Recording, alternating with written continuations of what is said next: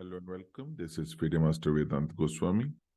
Today we are going to see some amazing combinations from the 18th century, some very interesting and educational uh, combinations with some amazing themes. So the first position that we have in front of us is from a game played between Horwitz and Poppert in London in 1844. So let us study the position. Black is on an attack and with a lot of its pieces bearing down on the h2 square, and it is quite dangerous for white because if let us say I make a random move, it can be a checkmate pretty fast and it's a mate. Okay, so white is in a dire situation, and let us see what we can do about it. So white also have some pieces, and white found an amazing sequence which led to a clear advantage in two moves with a direct attack on the black king, which seems to be really well protected right now. Okay, so let us see how it goes. White found the amazing move rook h5. So it's a beautiful attacking move, attacking and defense. So it's a attack defense move. Attacks also, defense also. So it's attacking the queen while defending the bishop on h2. It also clears up the diagonal of the queen to c6 while also deflecting the queen from the defense of the c6 square. So black continued queen into h5, and now white unleashes his beautiful concept queen into c6. Now if the bishop comes to c7, queen into c7 is a checkmate with the support of the bishop on h2, and if pawn takes, then the sleepy bishop on f1 flies right away to h6, and it is a checkmate. So really an amazing combination. From a position in which he was about to be checkmated, white found his amazing concept of a counter attack, giving away a whole rook to gain a move, and then unleashing this beautiful attacking pattern with the sacrifice on c6. Let us go to the next one. I hope you found this one interesting. Okay, so this is also kind of similar to the last one, but here white king is not in so much mortal danger, but the concept which white executed is pretty similar to the last game. White continued with knight b6, sacrificing the knight to open the diagonal of the queen to c6. Black has to take, and same as the last time, queen into c6, and bishop a6 is a checkmate. So amazing checkmate pattern worth remembering and practicing. This still happens in quite a lot of games, very regular position, a pattern worth knowing. So with this, let us go to the next one. Okay, so this is a game played between Sultan and Kieseritsky, a strange name to pronounce, in Paris in 1844. And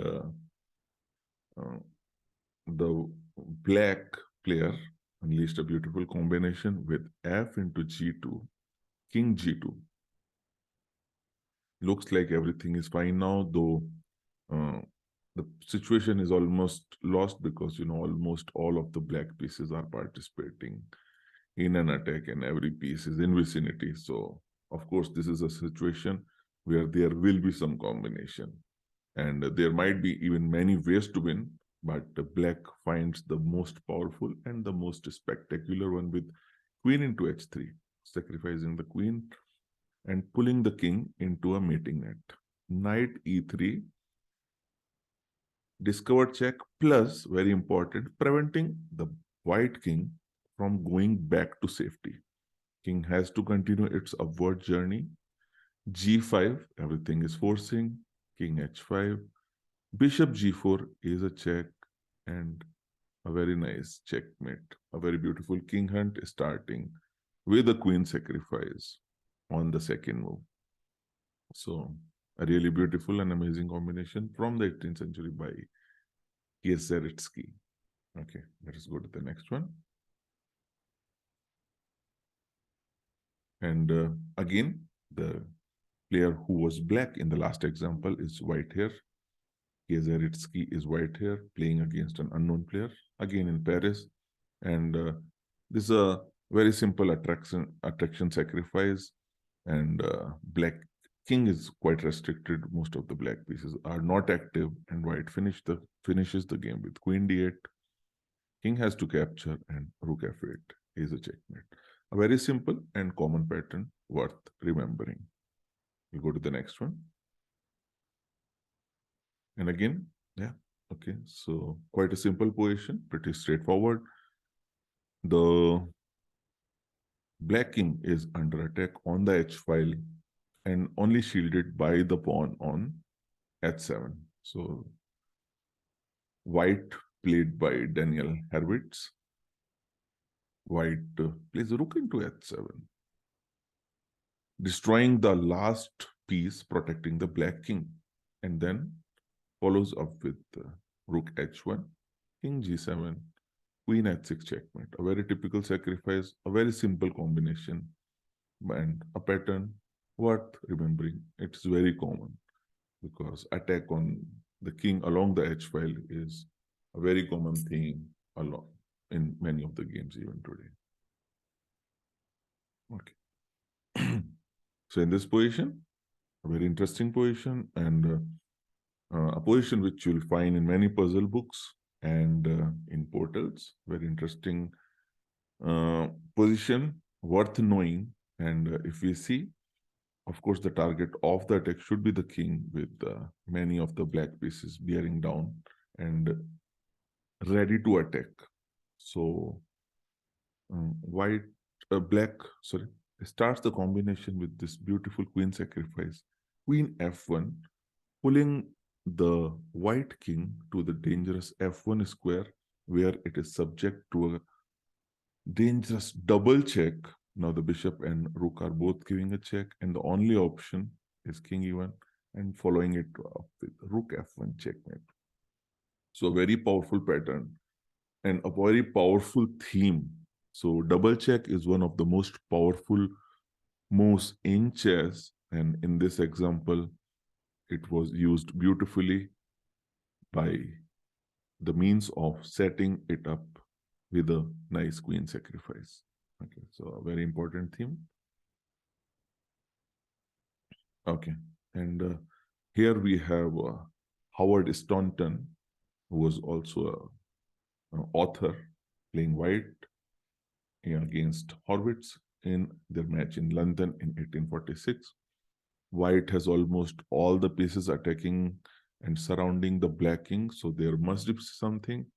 And Staunton finds a very nice finish with rook into e7, removing the defender of the g6 square. Rook has to take, and bishop into g6. King has to retreat to the last line.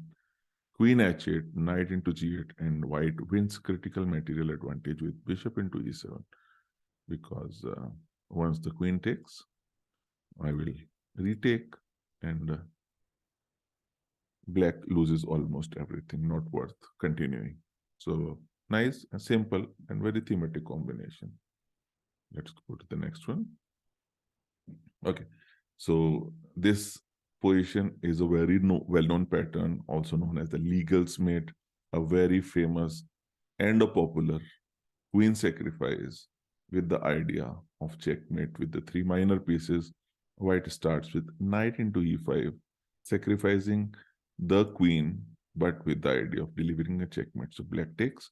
If he doesn't take, the best is maybe take this, and then you lose the bishop. That is also possible.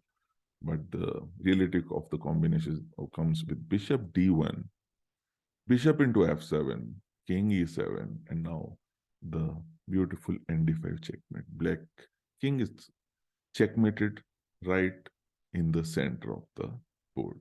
So very, very common example, very well-known pattern, must have in your repertoire. Okay, let us see what else we have. Okay, so we'll conclude with this one. In this position, Herwitz is black playing against Mayet in Berlin in 1848. It is black to play. It is a very well-known trap. White has just chopped upon on d5, relying on the relative pin on the knight on f6. But black goes ahead and captures it with this idea that when white takes the queen, bishop b4 is a very powerful intermezzo and forces white to interpose with the queen and forcing him to lose the queen. So let us say, take this and I take this. And now we can have a simple count of pieces. Black is a piece up and has a great advantage due to that extra piece. Okay. So we'll conclude this particular session with this example. I hope you enjoyed these few examples, very important tactical examples, and from the history of chess.